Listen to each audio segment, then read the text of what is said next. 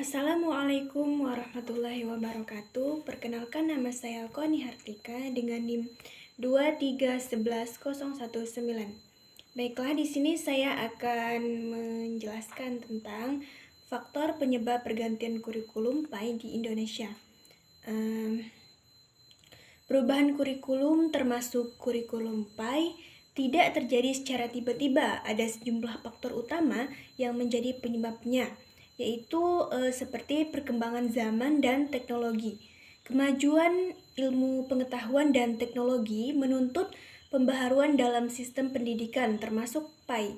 Kurikulum PAI perlu menyesuaikan cara penyampaian materi agar relevan dengan dunia digital. Misalnya melalui penggunaan media pembelajaran interaktif dan pendekatan kontekstual yang sesuai dengan realitas kehidupan peserta didik masa kini. Nah, kemudian perubahan sosial dan moral masyarakat. Fenomena degradasi moral, intoleransi, dan krisis karakter menjadi alasan penting pembaharuan kurikulum PAI. Pemerintah berupaya agar pendidikan agama lebih menekankan pembentukan akhlak, moderasi, beragama, dan nilai-nilai kemanusiaan. Nah, kemudian tuntunan kebijakan nasional. Kementerian Pendidikan dan Kebudayaan serta Kementerian Agama memiliki visi dan arah pembangunan pendidikan yang dinamis. Setiap perubahan pemerintahan sering membawa kebijakan baru untuk menyesuaikan kurikulum dengan rencana pembangunan jangka menengah nasional atau biasa disebut dengan RPJMN atau arah pembangunan karakter bangsa.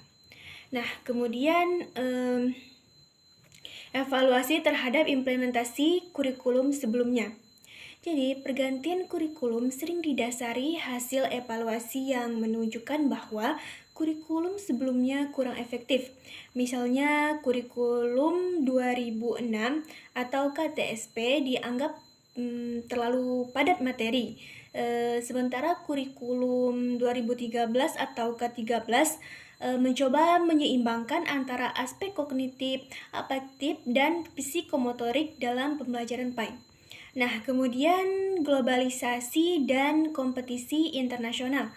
PAI juga harus mampu menyiapkan peserta didik agar tetap berpegang pada nilai-nilai Islam di tengah arus globalisasi.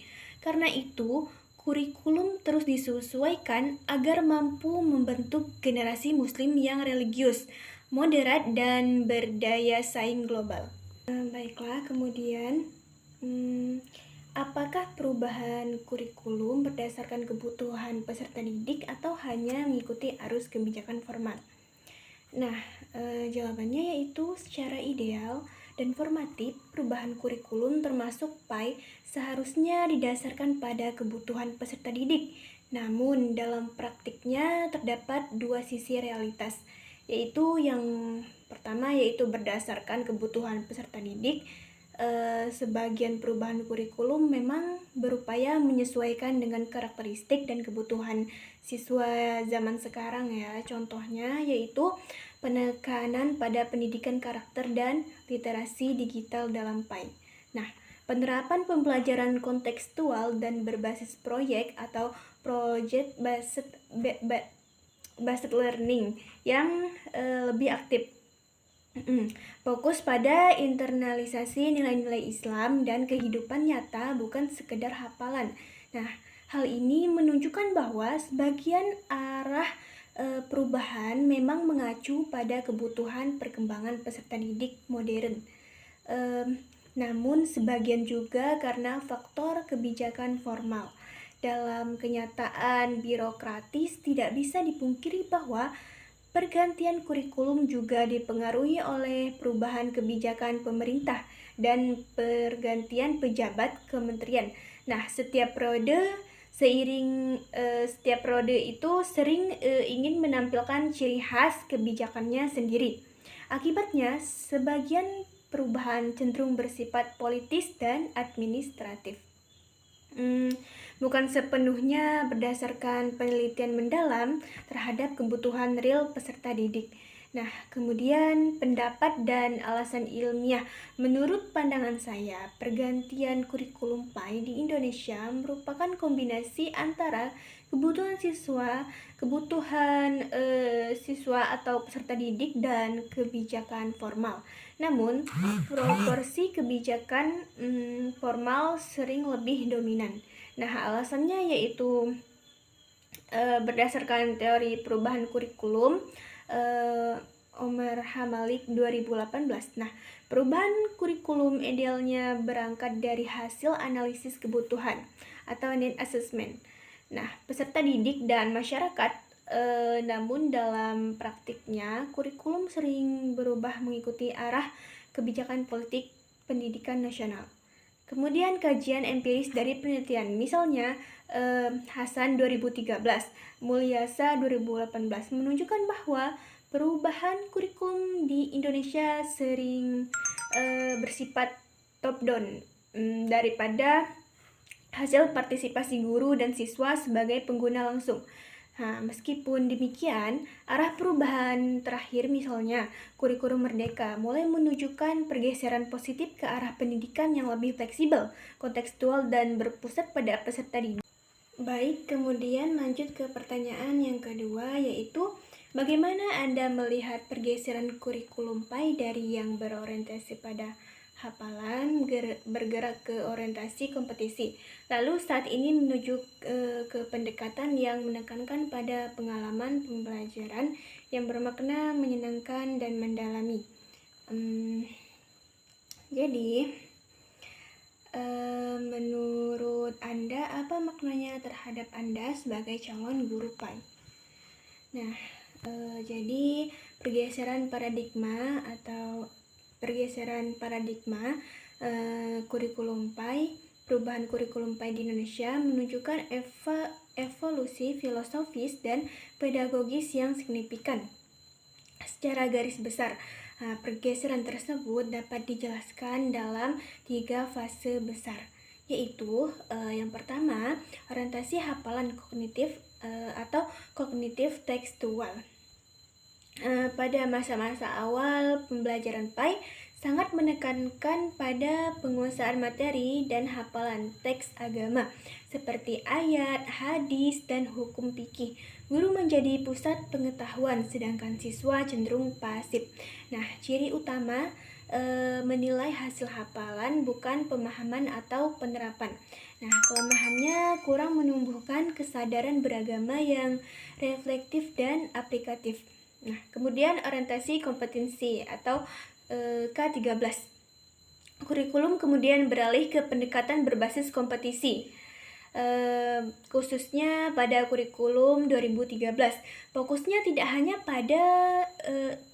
hanya diketahui siswa, tapi juga apa yang dapat mereka lakukan dengan pengetahuan itu. Nah, ciri utamanya integrasi ranah kognitif, afektif, dan psikomotorik. Nah, tujuannya membentuk siswa memiliki kompetisi spiritual, sosial, dan pengetahuan dan keterampilan. Namun kelemahannya kadang pelaksanaannya masih bersifat administratif dan belum sepenuhnya kontekstual. Kemudian orientasi, pengalaman bermakna atau kurikulum merdeka, kurikulum terbaru. Nah, kurikulum merdeka menekankan pembelajaran yang bermakna, menyenangkan, dan mendalam. PAI diarahkan bukan hanya untuk membentuk pengetahuan agama, tetapi juga pengalaman spiritual dan moral yang kontekstual dalam kehidupan nyata siswa. Ciri utamanya yaitu kolaboratif dan kontekstual. Tujuannya menghidupkan nilai-nilai Islam dalam keseharian siswa dengan cara yang menyentuh hati, bukan sekedar hafalan. Dampaknya yaitu terhadap saya sebagai calon guru PAI. Pergeseran paradigma ini membawa sejumlah dampak positif sekaligus tantangan profesional, yaitu mendorong menjadi pendidik yang reflektif dan kreatif, Saya tidak lagi cukup menjadi penyampai materi, tetapi harus menjadi fasilitator pengalaman belajar yang menumbuhkan kesadaran beragama secara mendalam. Artinya saya perlu kreatif dalam metode, misalnya diskusi nilai, simulasi, proyek sosial atau media digital yang menyenangkan. Menuntut penguasaan pedagogik modern. Peran guru kini bukan hanya mengajar, tetapi mendesain pengalaman belajar bermakna. Saya perlu mendalami teori-teori. Saya perlu mendalami teori-teori seperti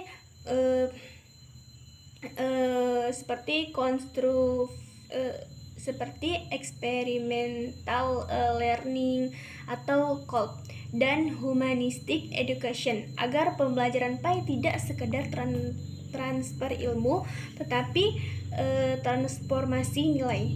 Kemudian menguatkan kompetensi spiritual dan kepribadian guru sebagai guru PAI.